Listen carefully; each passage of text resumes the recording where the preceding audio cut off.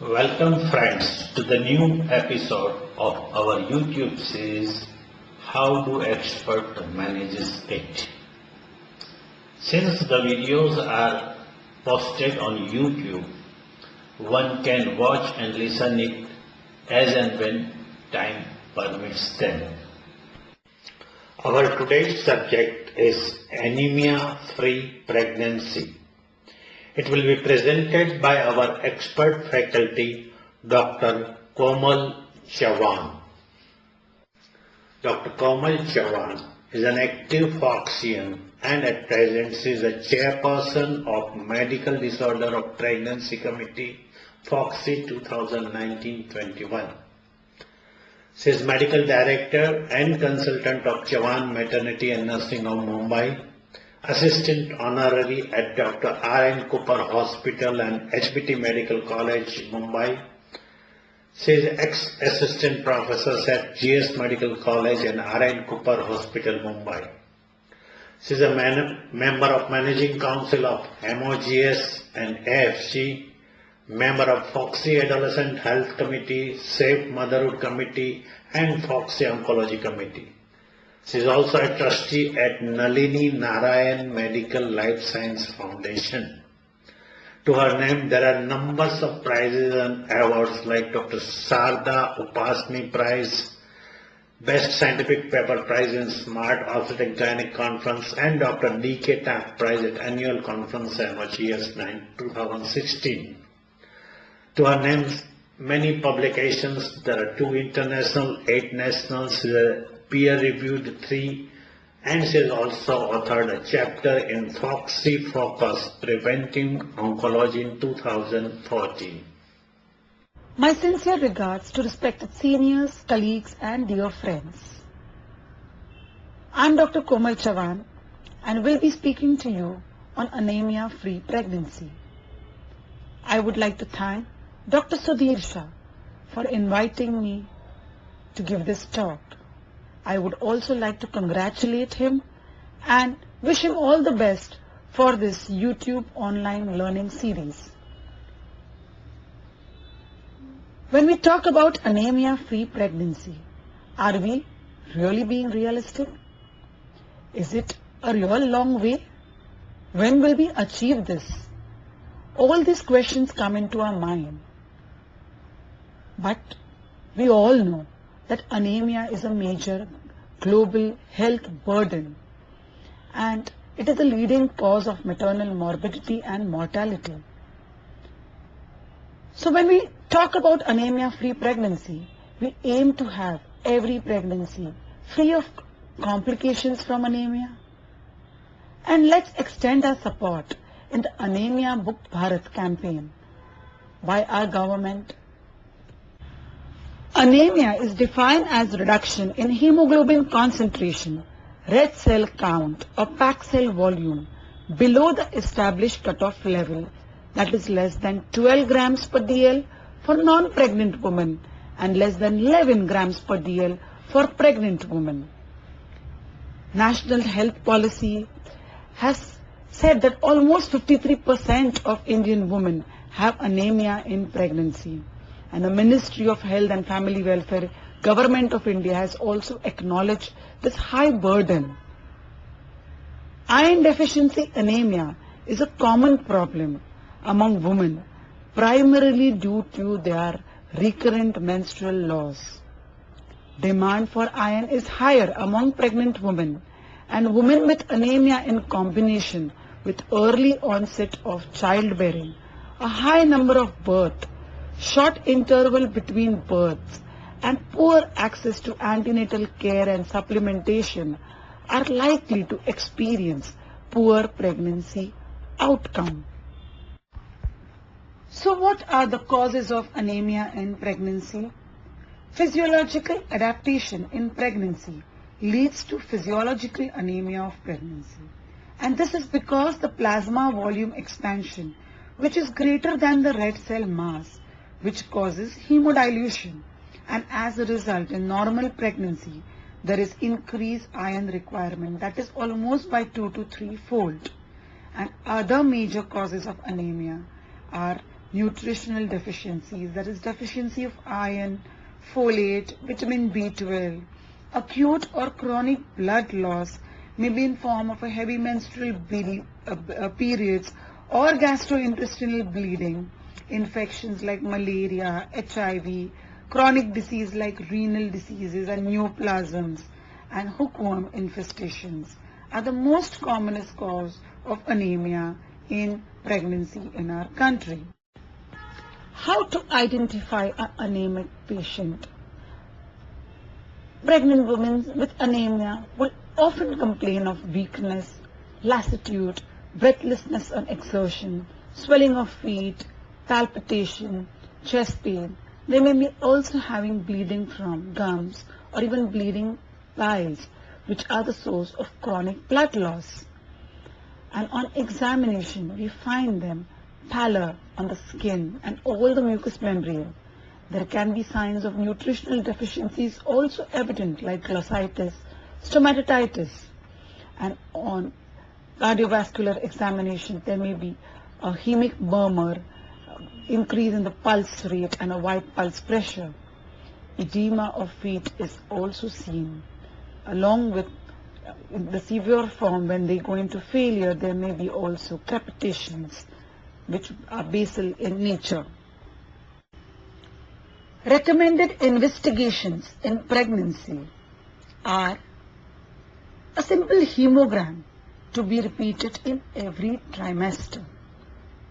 In addition to that, a stool examination is an important part of the workup to detect helminthiasis, a urine routine, and at times culture to rule out any infection. Iron studies are the most important part of anemia workup apart from the basic test. They include serum ferritin levels, transferrin saturation, and total iron binding capacity. Hemoglobin electrophoresis may be needed if hemoglobinopathy is suspected, and serum protein estimation is needed to rule out hypoproteinemia. As anemia is a nutritional disorder, it is most commonly accompanied by hypoproteinemia. Also, if a patient undergoing renal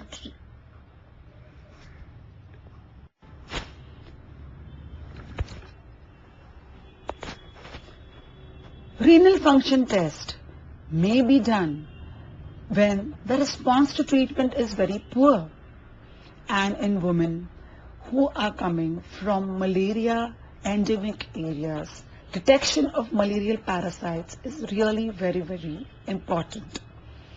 A C-reactive protein may be done to rule out any underlying infections. Apart from this blood test, an X-ray test may be needed if we suspect tuberculosis, as that also is a major health problem in our country. X-ray test will also show evidence of cardiomegaly, which is due to severe anemia. ECG may be needed in cases of congestive cardiac failure, and at times even a bone marrow biopsy may be needed when we are in a doubt regarding the cause of anemia. So what are the effects of pregnancy on anemia? Anemia is further aggravated with the onset of pregnancy. If there is an underlying anemia, it becomes even worse. Mild can become moderate or even severe because of the increased body demands. There is a need to provide essential nutrients to the fetus. The metabolism also is increased. There is increase in the maternal circulating blood volume. The appetite is decreased. The digestion becomes slower. Further, there can be a postpartum blood loss which can aggravate the anemia, and all can also have an effect on lactation, because lactation is a further drain on the maternal resources. So every step of pregnancy is going to utilize that iron, and if the iron is deficient right from the beginning, the burden is going to get more and more as the pregnancy advances, even after the delivery, postpartum, lactational period, and that adds on to the anemia which the woman is going to carry forward all her life. Effects of anemia in pregnancy are for both mother and the baby.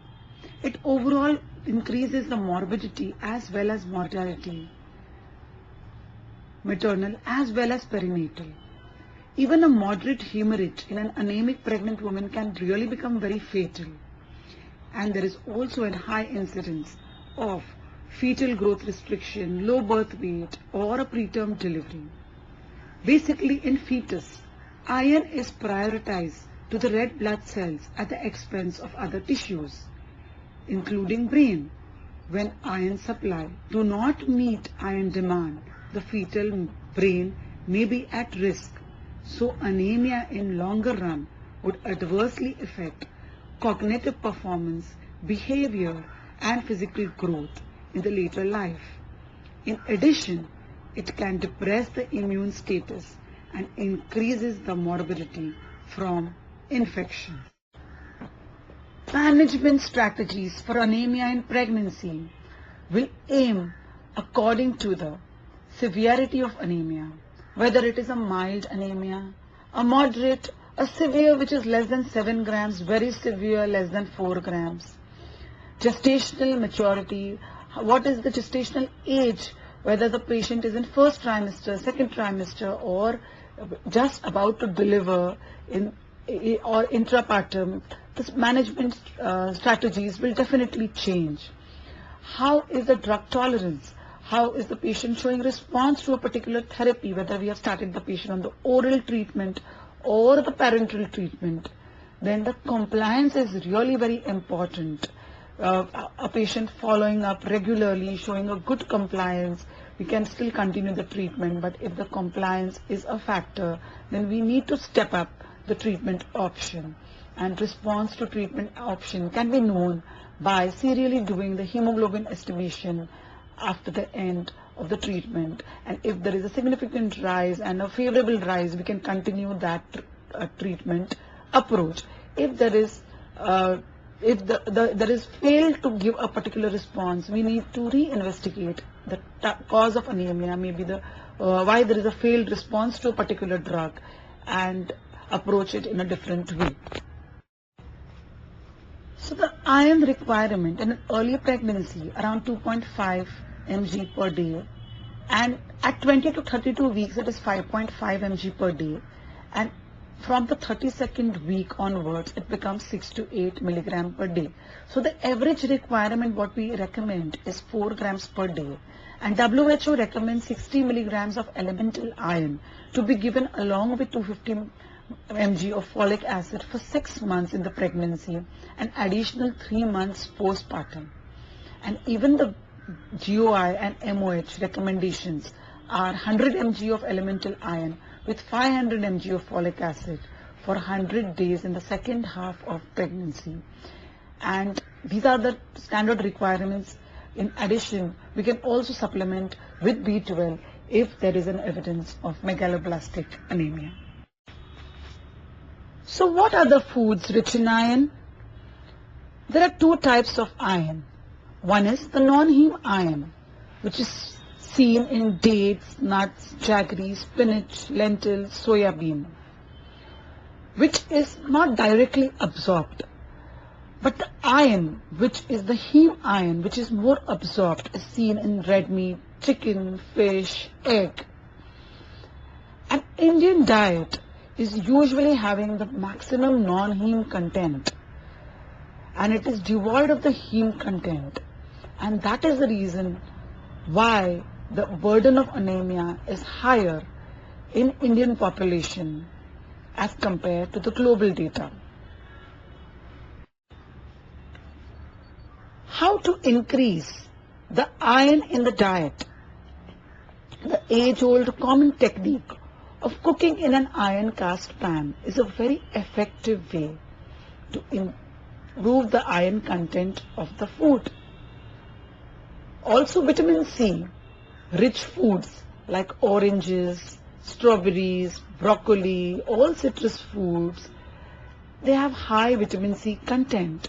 Adding that to the iron improves the absorption up to 6 times.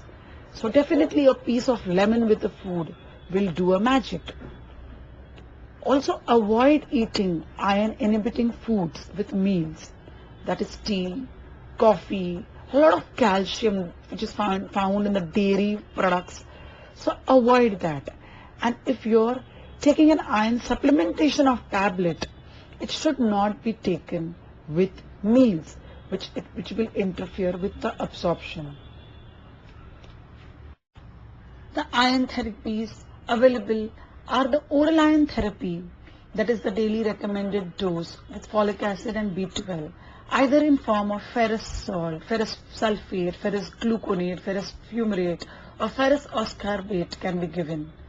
And in patients in whom there is a severe anemia or a malabsorption syndrome, non-compliance, poor response to the oral therapy, or an intolerant patient, and parenteral iron therapy can be started, which is an iron injection or an intravenous route where a total dose infusion can be given or by repeated injections. And there is also a formula to calculate the total dose, that is for the iron sucrose injection, which we are commonly giving, that is 2.3 into the weight into deficit plus 500. And according to the calculated formula, the dosage of iron sucrose can be given in a single sitting as well. There is also ferric carboxymaltose, which can be given to patients for a sudden who intend to have a sudden increase in the hemoglobin count, and it can be given in pregnancy as well as in postpartum period. And a maximum single dose of 1 gram can be given, not exceeding 15 mg per kg. If the hemoglobin count is really very less and there is a severe anemia, blood transfusion can be considered. But in labor, a cross-match blood should also be kept readily available. Strict asepsis is very important, and prophylactic antibiotics can be started in these patients who are having early leaking. In case of severe anemia with congestive cardiac failure, active management of third stage of labor with methyl argometrin is contraindicated, and oxytocin can be used. From a neonatal perspective, delayed cord clamping, that is at 1 to 2 minutes, is very important step in prevention of neonatal anemia.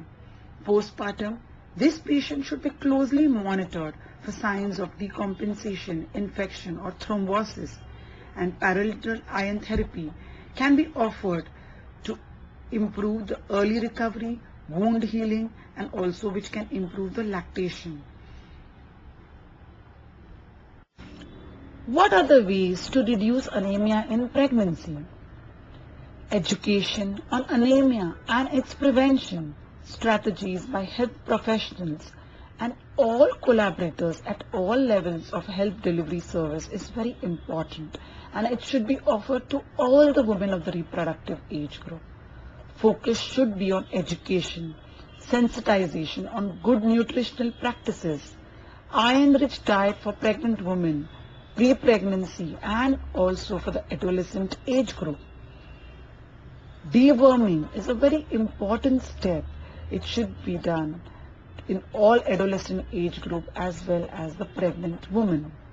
Screening for anemia in general, to find out in the certain population which are more prone to anemia. Also screening needs to be done, and if anemia is found, definitely it has to be treated. Focus should be there in form of videos, clips, or even some reading information where emphasis should be made on regular intake of iron and folic acid supplementation. How important it is to be told to each and every pregnant mother. Male involvement and active participation in women and child issues is really a need of the hour. because our country being a male dominant, where the women are deprived of all the nutritional content of the meal, in which the male partner involvement, that is their role in taking care of the woman during pregnancy and childbirth, will really go miles away.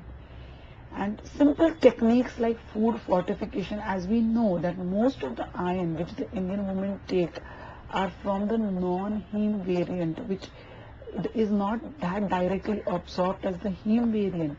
So simple method of food fortification of the wheat, common nutrients of the flour and all the maize and whatever they are eating normally, if the food is fortified, it will definitely help in increasing the iron content.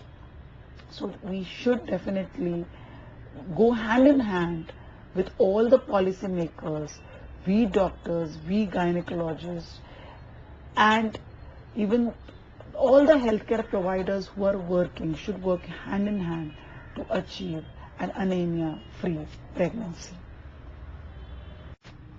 So let me conclude by highlighting the 6 important interventions highlighted by the Anemia Mukt Bharat campaign. They are prophylactic iron folic acid supplementation, periodic deworming of the adolescent as well as a pregnant woman, delayed cord clamping, testing of anemia using digital methods and point-of-care treatment, mandatory provision of iron and folic acid fortified foods in the public health program, and addressing non-nutritional cause of anemia in endemic pockets with special focus on malaria, hemoglobinopathies and fluorosis. Thank you. Thank you very much, Dr. Komal CHAVAN, for a very interesting and informative talk with slide presentations on this very good subject. Friends, please like this video and share the link to your friends, your colleagues and your students. Please subscribe this channel to watch such videos in future. Thank you very much.